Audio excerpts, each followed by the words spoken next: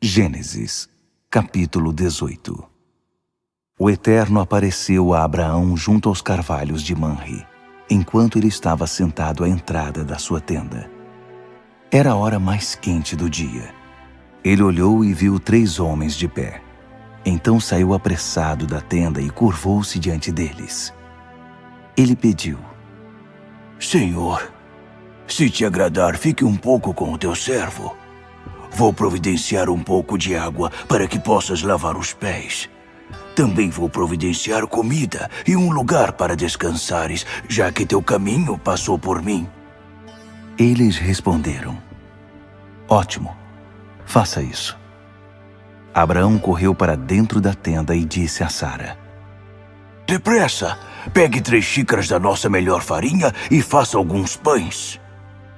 Depois ele correu até o curral e escolheu um novilho gordo de excelente qualidade e o entregou a um dos empregados que o preparou. Em seguida, trouxe coalhada e leite para acompanhar o novilho assado. Pôs a refeição diante dos homens e ficou debaixo da árvore enquanto eles comiam. Os homens perguntaram: Onde está Sara, sua mulher? Ele respondeu: Está na tenda. Então um deles disse: Vou retornar no ano que vem, mais ou menos por esta época. Quando eu chegar, sua esposa Sara vai ter um filho. Sara estava ouvindo tudo do lado de dentro da tenda, bem atrás do homem. Abraão e Sara estavam velhos em idade bem avançada. Sara tinha passado havia muito da época de ter filhos. Então ela riu consigo mesma e disse: Uma velha como eu ficar grávida? E com um marido velho como esse? Mas o Eterno disse a Abraão: Por que Sara riu? Pois ela disse: Eu ter um bebê, uma velha como eu? Por acaso existe alguma coisa difícil demais para o Eterno? Eu voltarei no ano que vem por esta mesma época, e Sara terá um bebê. Sara ficou com medo e mentiu para ele: Eu não ri, não.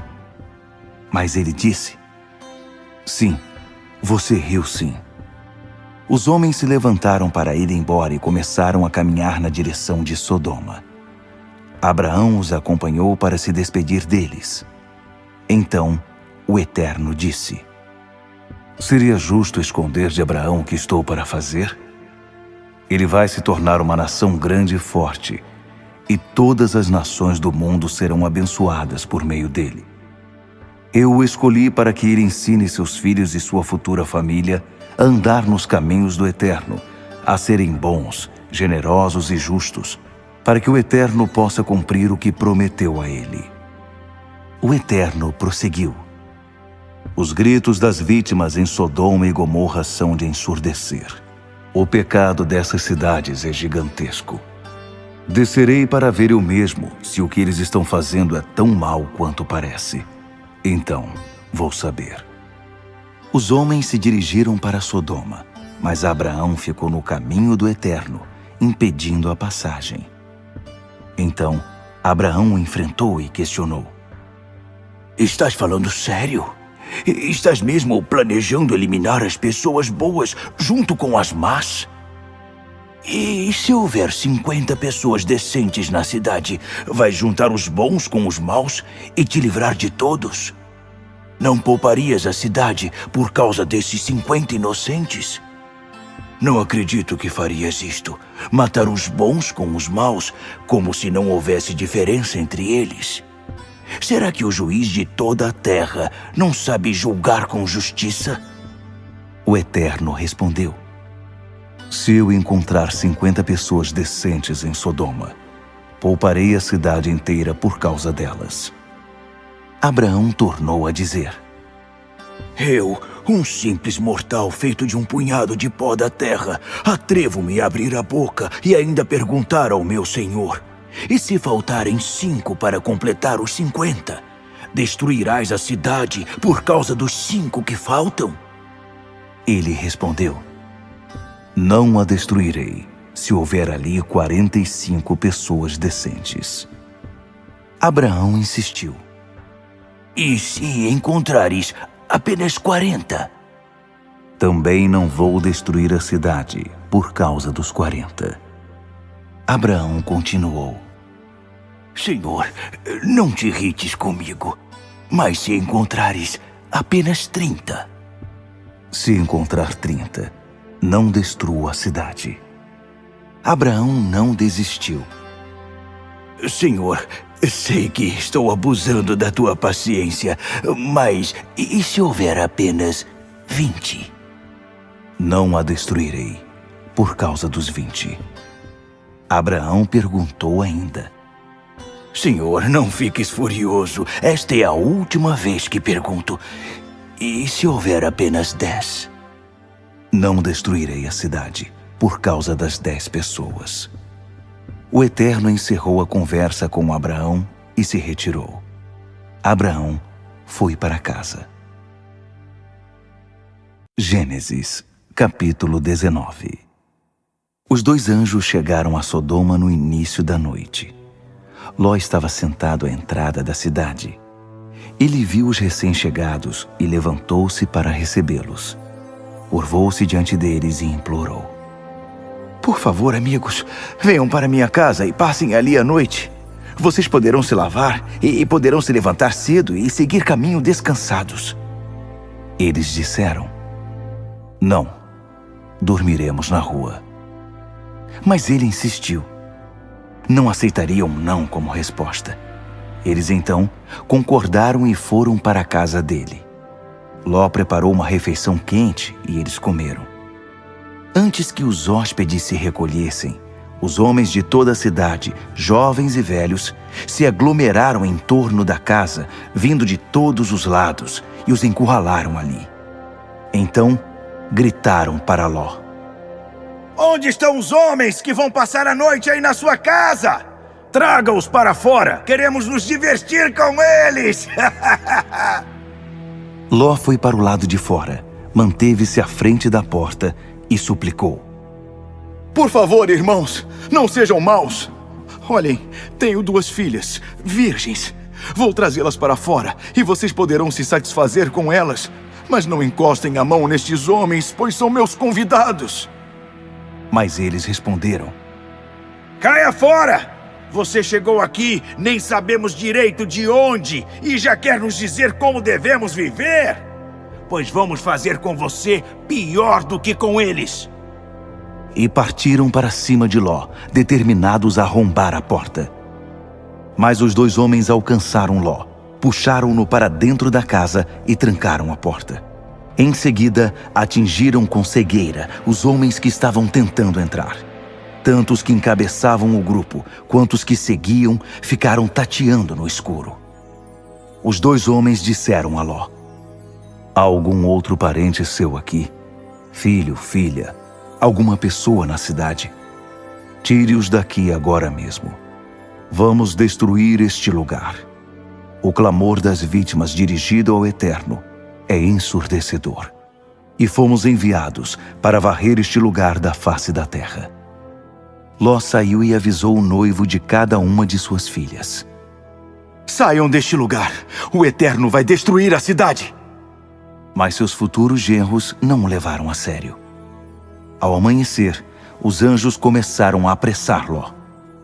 Depressa, pegue sua mulher e suas filhas e saia daqui antes que seja tarde, antes que você acabe sendo castigado com a cidade. Ló estava demorando demais. Então os homens agarraram Ló, sua mulher e suas filhas pelo braço e os puxaram para um lugar seguro fora da cidade. O Eterno foi misericordioso com eles. Já do lado de fora da cidade, os anjos disseram a Ló: Agora corram, e cada um salve a sua vida. Não olhem para trás. Não parem em nenhum lugar da planície, mas corram para os montes, para que não sejam destruídos.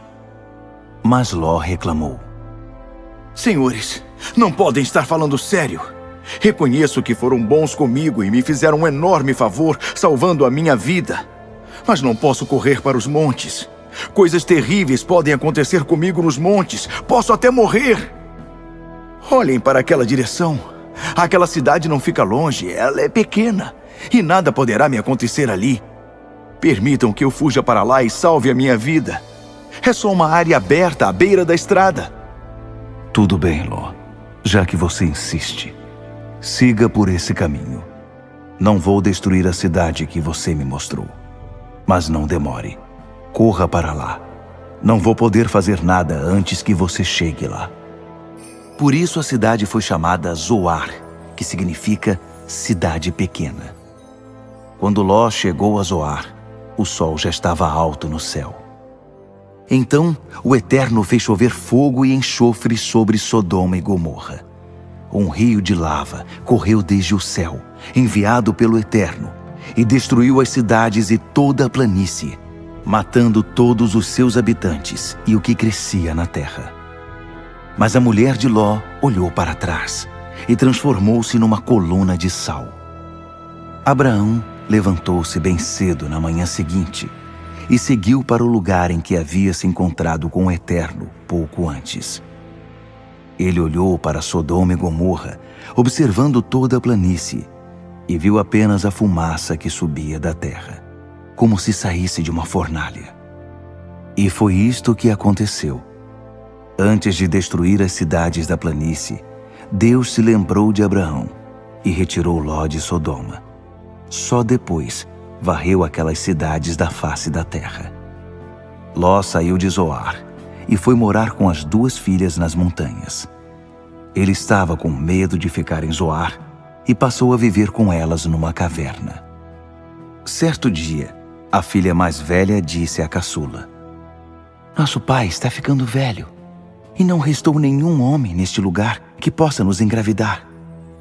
Vamos embebedar nosso pai com vinho e nos deitar com ele. Ele poderá nos dar filhos. É a única chance de manter nossa família viva." Assim, naquela mesma noite, elas embebedaram o pai com vinho. A filha mais velha deitou-se com ele. Mas Ló estava inconsciente e não tinha noção do que a filha estava fazendo. De manhã, a filha mais velha disse à mais nova: "Deitei-me com nosso pai ontem à noite. Hoje será a sua vez. Vamos embebedá-lo de novo e você se deita com ele. Ele dará filhos a nós 2 e poderemos manter a linhagem da nossa família." De novo naquela noite, elas embebedaram o pai e a caçula deitou-se com ele. Também dessa vez, ele estava inconsciente e não tinha noção do que a filha estava fazendo. As 2 irmãs ficaram grávidas de Ló, o próprio pai. A mais velha teve um filho e deu a ele o nome de Moabe, antepassado dos moabitas de hoje. A caçula teve um filho e deu a ele o nome de Ben-Ami, antepassado dos amonitas de hoje.